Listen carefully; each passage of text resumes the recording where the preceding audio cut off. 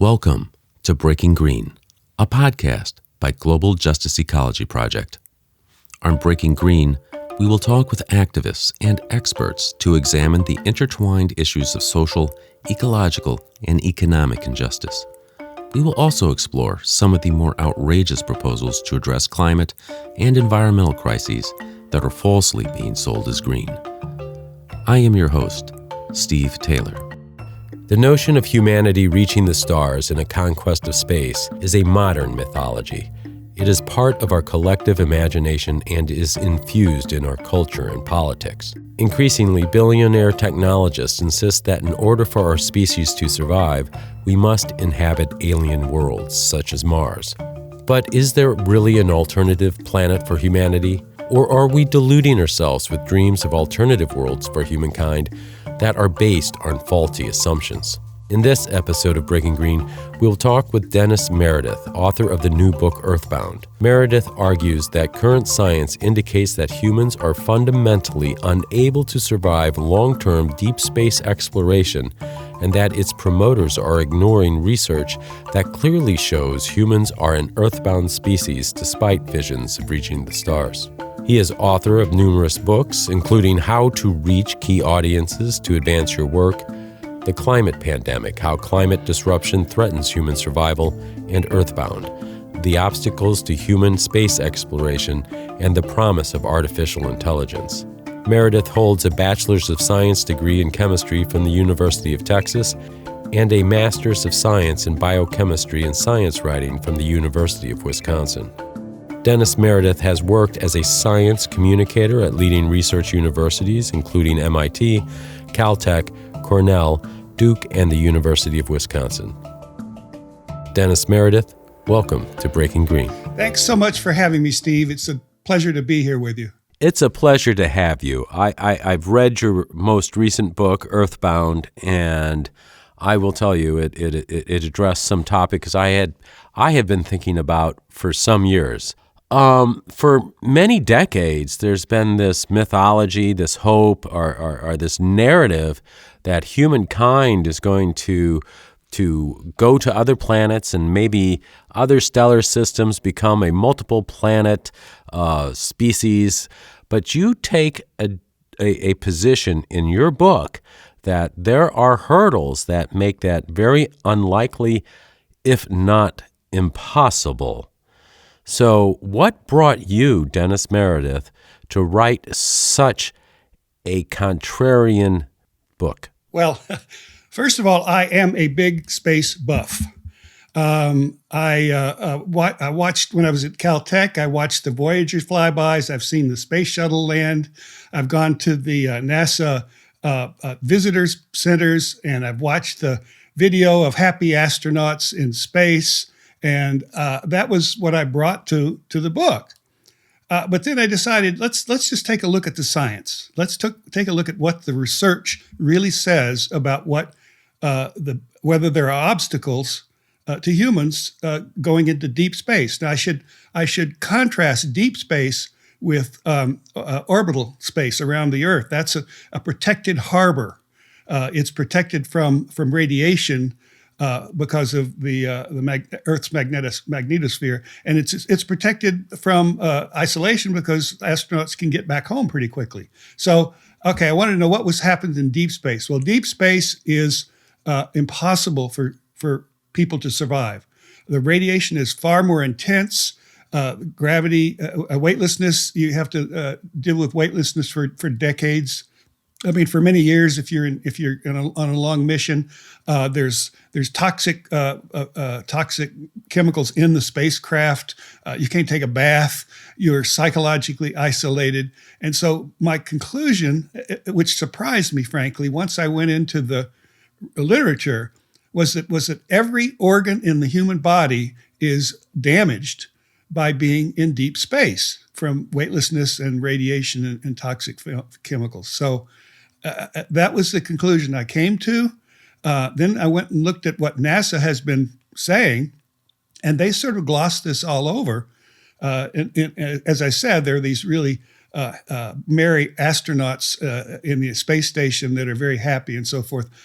But that's not the truth. And so I felt like the book really had to tell the truth from a scientific point of view. Could you give us a little breakdown of some of the science institutions you've worked for in the past? Well, I've worked for Caltech, MIT, Cornell, Duke, and University of Wisconsin as a research communicator. And in many of those places, I was involved in the space program, reporting on it and writing about it. You mentioned the Earth's magnetosphere, the Van Allen belts. It takes radiation from the sun and cosmic radiation and shields the Earth.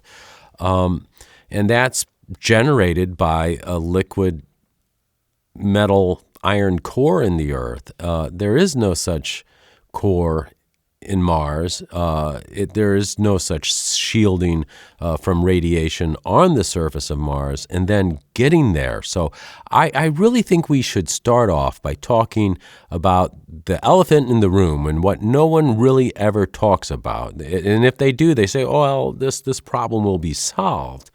Let's talk about radiation, the types that astronauts can experience and what that really means for a human being to be exposed to not only just solar radiation, but cosmic radiation if they're in deep space. Well, you're absolutely right. NASA has not talked about, not made very public, these kinds of risks. But privately, and if you delve into the NASA's websites, you'll find what they call red risks. And there's a whole bunch of red risks that they have not solved. And the biggest one is radiation. And radiation comes in the form of what I call 22 caliber bullets and rifle bullets and armor piercing radiation. And the armor piercing radiation are cosmic rays. Now very few make it to Earth because of the magnetosphere. But in outer space, these armor-piercing radiation can go through anything. And if you try to give astronauts a lot of shielding, what happens is the cosmic rays penetrate the shielding and they create a cascade of secondary particles. So shrapnel, as it were. And the shrapnel is still dangerous. And to give you an example of how dangerous it is, between the Apollo 16 and 17 missions, there was an intense solar radiation storm. So cosmic rays come from outside the solar system, but the sun also produces this high energy radiation. Between Apollo 16 and 17, there was a radiation storm that if Apollo astronauts had been in space between the Earth and the Moon, they would have died. Now, that same radiation, the solar radiation and cosmic radiation, is not stopped on the Moon, on Mars, or in interplanetary space. There's nothing to stop it. So the people, the astronauts who land on the Moon or who attempt to get to Mars are going to be exposed to this. And it's one of those red risks that has not been solved, and it will not be solved. So if someone were to say to you, Dennis, look, they're going to come up with shielding, what would you say to that? Well, you could shield it, but then you'd have to have an object the size of the Earth with a magnetic field the size of the Earth's to shield it. So I'm not sure you could do that in space. But I should say that although obviously they've not had any humans in interplanetary space for any length of time, they have done experimental studies on Earth with animals in particle accelerators that they exposed to simulated cosmic radiation. And so they have solid laboratory experiments, evidence that this cosmic radiation does cause damage to cells, to tissues, and to whole organs, all of the organs of the body. So it's not possible to shield yourself from cosmic radiation. You had an interesting segment. It was called Brain Damage from Armor-Piercing Radiation. Could you talk about that a little bit? Well, yeah. First of all, you have brain damage from cosmic rays, from radiation, but then you have the brain is weightless, and the brain is just like pudding. It's not a very solid organ. And so the brain tends to float around in the skull in weightlessness. And so at the same time it's being bombarded by cosmic radiation and other radiation, it's shifting shape, and it's undergoing all sorts of physical changes due to weightlessness. Now, there has been research with animals and MRI studies with astronauts that show that this happens, and they also show that it creates psychological impacts. There's a phenomenon called space brain. Astronauts recognize that they get what's called space brain, and that's where they get foggy, they can't concentrate, and it's because their brains are undergoing all of these insults, both from radiation and from weightlessness, but also toxic chemicals. The interior of spacecraft has all sorts of toxic chemicals that come from plastics and so forth. So there's all of these insults going on to the brain that cause this kind of psychological impact. And the eyes are also strangely susceptible to problems from weightlessness. Yes, the minute the astronauts go onto the International Space Station, their vision starts to get cloudy because they're not sure exactly why. They think it has to do with weightlessness effect on the eye, but it gets cloudier and cloudier. And a lot of astronauts on the space station have to start wearing glasses, and it gets worse. And they don't know specifically what causes it. They do know that it's almost inevitable.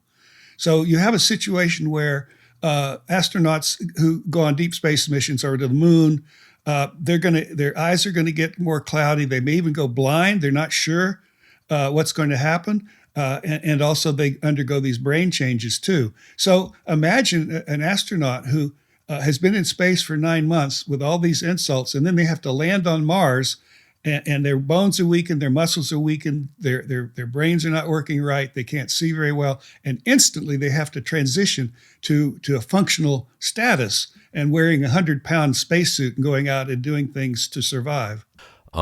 There are things you don't really hear about very often, and I think this book is very interesting to bring up these topics, and we're just on the surface of it. And I know there's a lot to talk about, but we have to be careful not to confuse our audience with too many things at once. It's sort of especially since we've grown up, many of us, being told that all of these challenges are going to fall away because of human ingenuity and this almost predestined fate. And it's in science fiction programs all the time, just these ways to address things, like gravity, like weightlessness. We'll just turn the ship. We'll just rotate it. The 2001, I think, Space Odyssey famously addressed that in the beginning.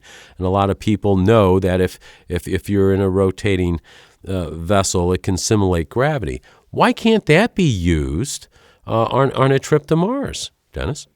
Well, first of all, building a rotating NASA has never considered seriously building rotating spacecraft because they know that it would be incredibly expensive. You'd have to have all this machinery. It would have to work perfectly. If an astronaut wanted to go outside, they would actually have to stop the space station so that he or she didn't get thrown off. And then there'd be this Coriolis effect that where your feet are going slower than your head. It's like being on a merry-go-round where you're hanging your head out, and people can't cope with that.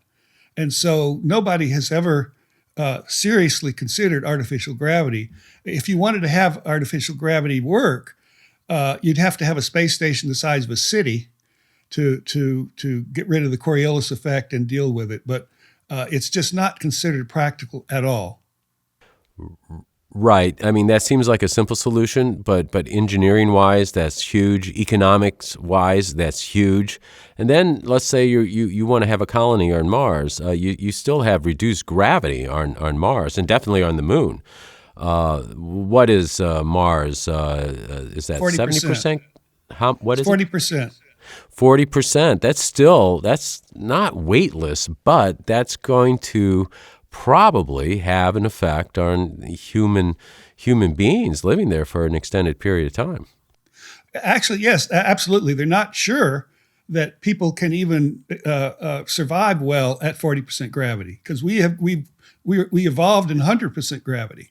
So even if you say, oh, if there is gravity on Mars, it's only 40%. And so it has huge effects, all sorts of effects. For example, because Mars has lower gravity, dust storms can be just hell, because the dust will stay in the air, the atmosphere for weeks on end. And then, of course, as I said, when an astronaut lands on Mars after being in space for 9 months, even though it's 40% gravity, they have to wear 150 pound on Mars spacesuit to cope. And so even though the Mars gravity is lower, it's still profoundly affecting. Right. And then there's issues that you bring up in the book that you don't see often addressed, even in science fiction. Regolith, or sharp dust on the moon, hasn't been smoothed by winds or erosion. It's basically due to meteoroids or meteoric explosions and abrasions and radiation. Is very sharp.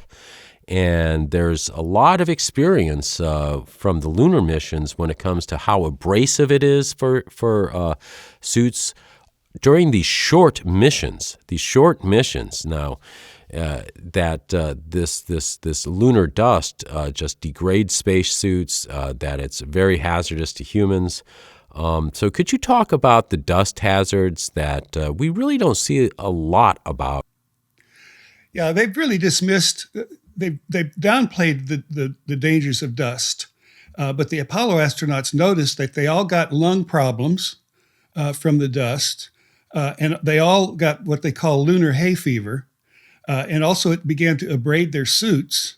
It got into electronics, and this dust is not dust like on Earth. It's imagine dust that is as sharp as razor blades.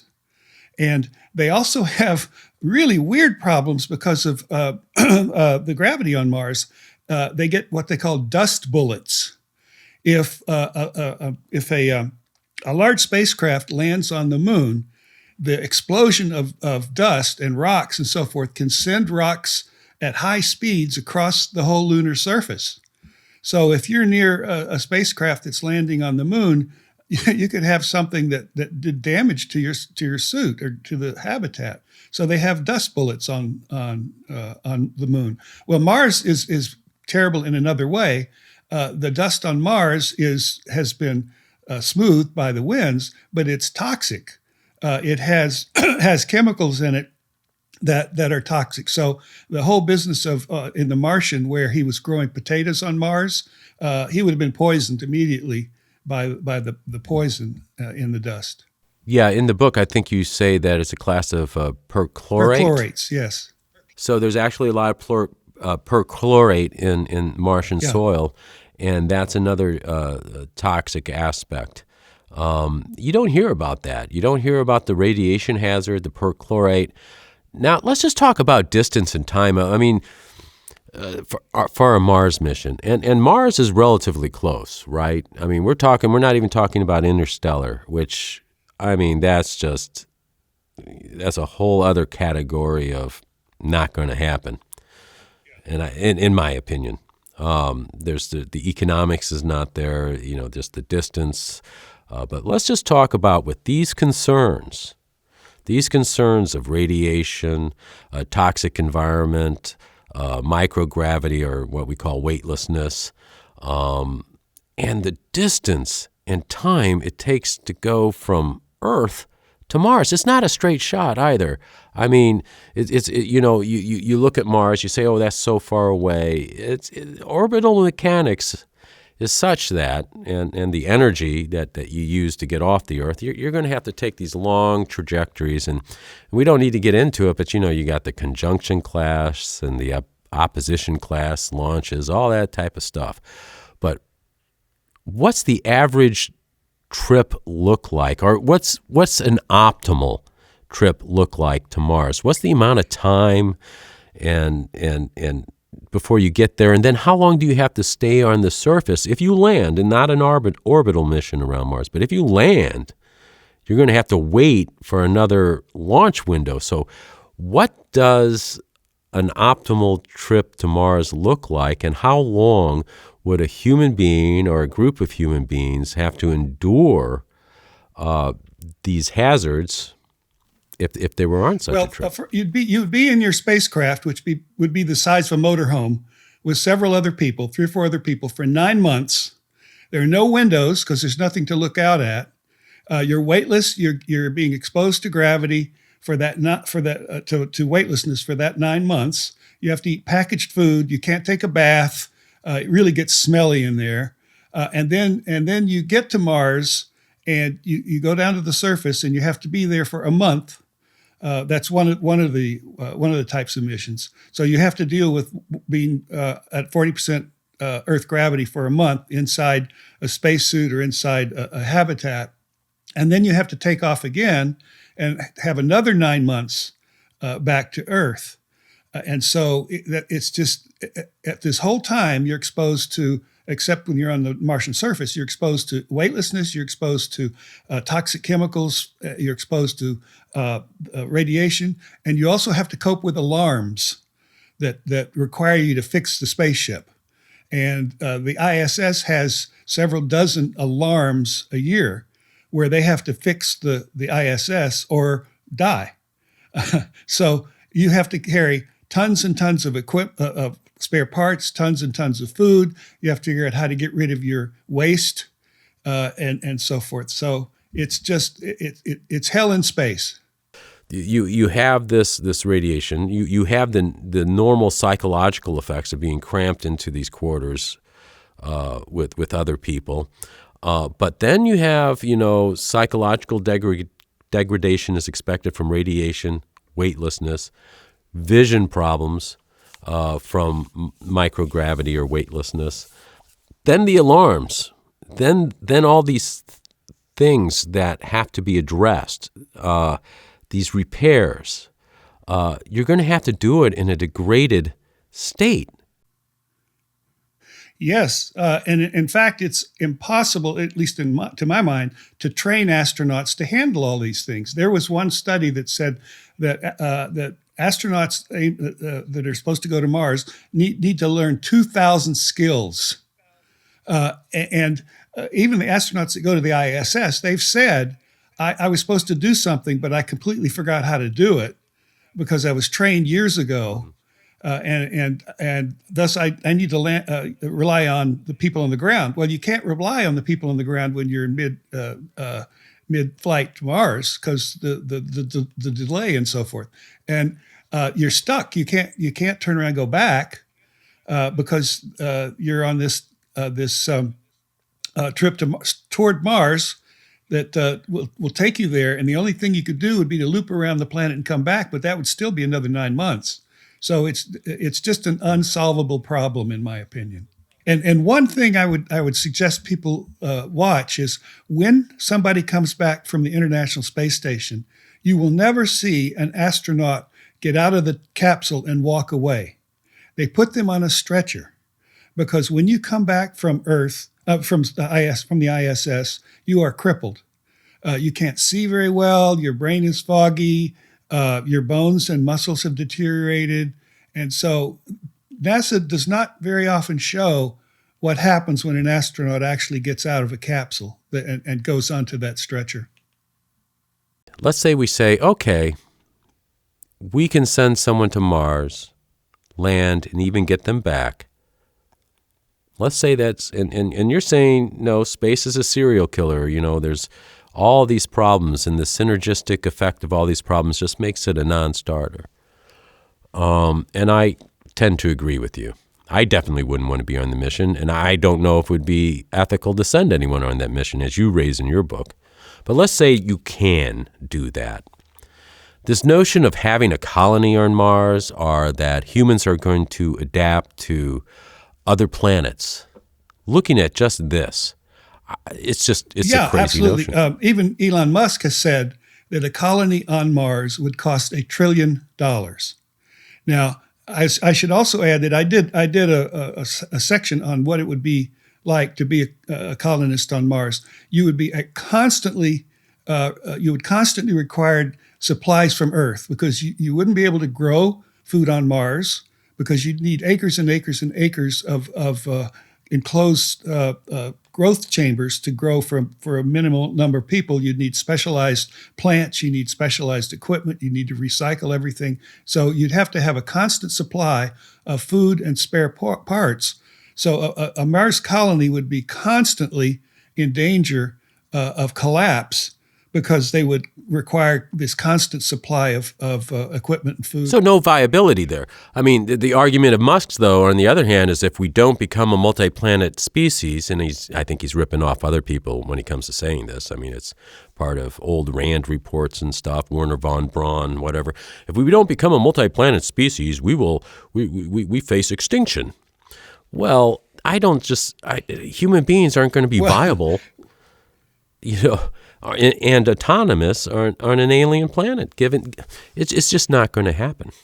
Yeah, I say that let's forget about the space frontier. Let's have an environmental frontier on Earth. We don't know all of the species that exist on Earth. We haven't explored Earth yet.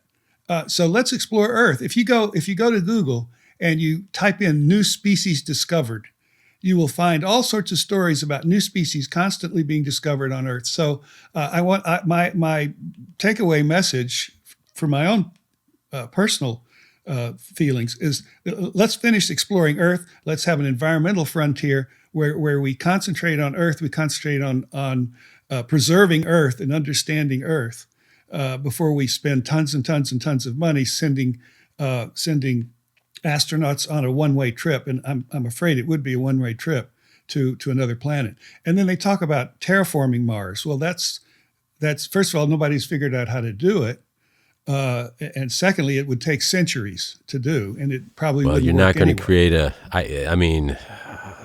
magnetic field around Mars.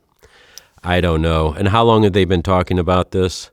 I mean, it goes back to the 40s with Oberth, with Walt Disney was part of the push back in the day. I don't know. You remember that, don't you?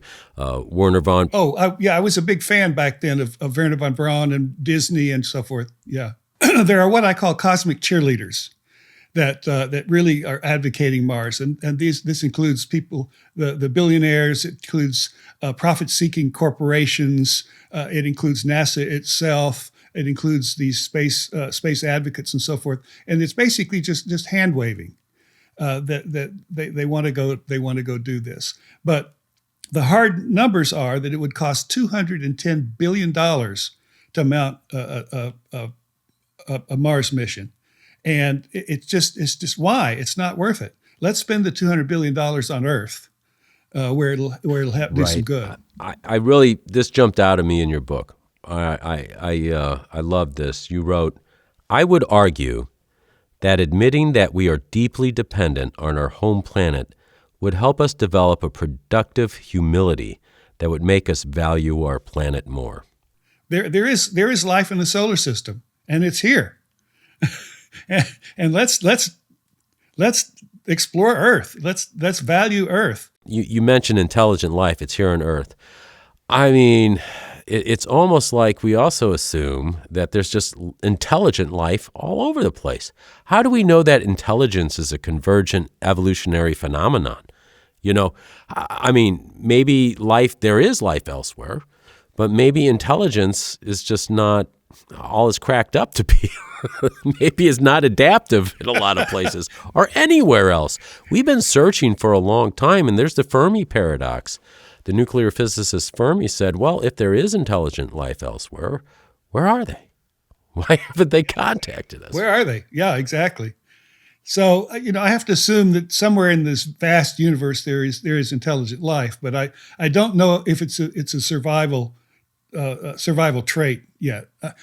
I think we may find out over the next centuries or so on our own terms. But I think I think we need to take advantage of the intelligence we have now, and do something productive with it in terms of maintaining our own environment and maintaining our Earth.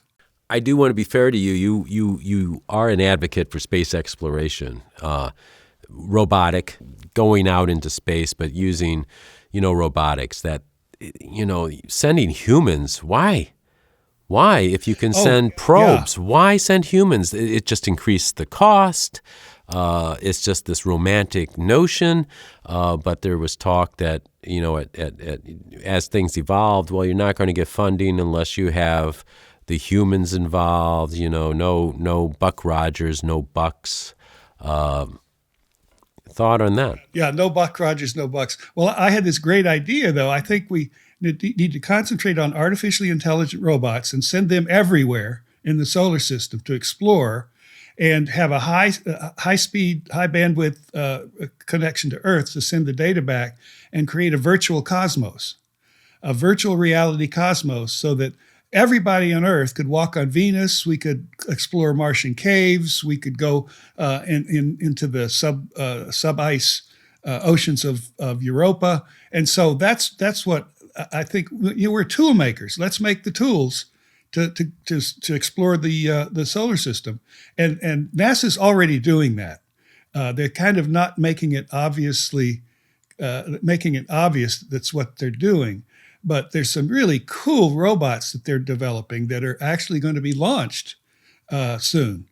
There's one called Cadre for the cooperative. It's a mouthful. Cooperative Autonomous Distributed Robotic Exploration. Okay, big word. What happens is a lander comes down on the moon, and it's being launched this year.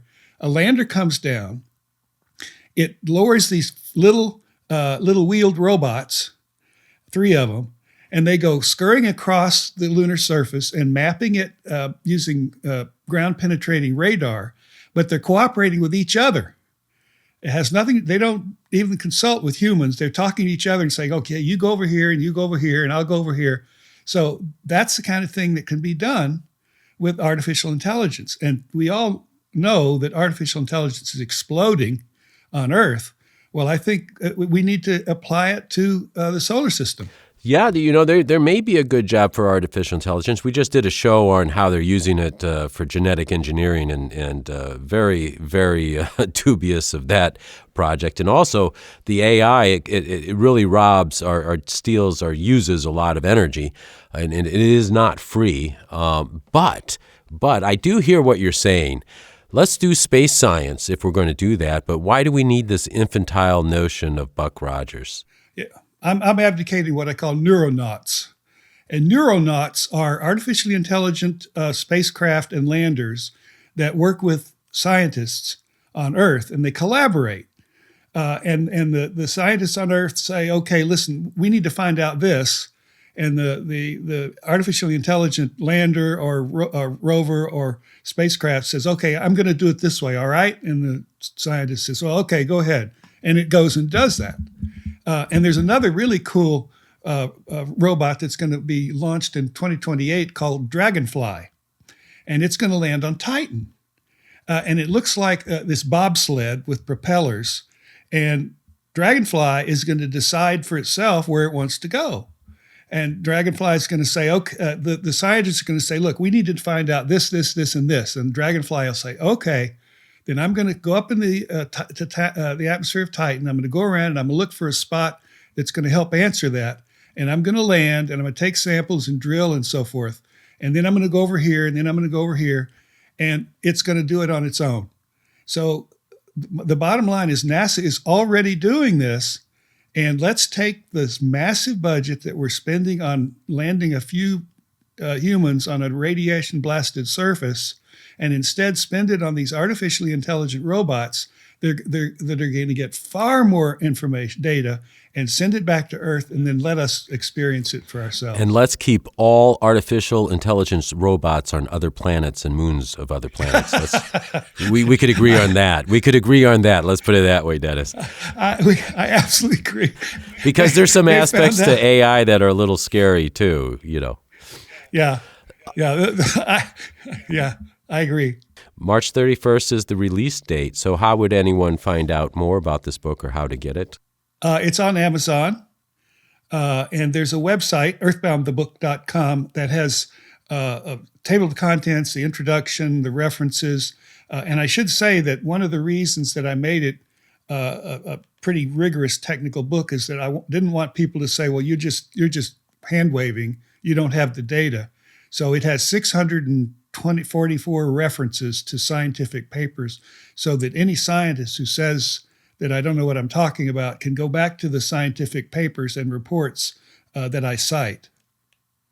Let's hope this starts to get some coverage. I think it's very important now, and that's one of the reasons why I ask you on the show, is because right now, the techno bros are having a lot of outsized, I would say outsized influence on our culture right now. And they're really pushing this, humanity is going to seed the stars. And I don't know, do you think they really believe that?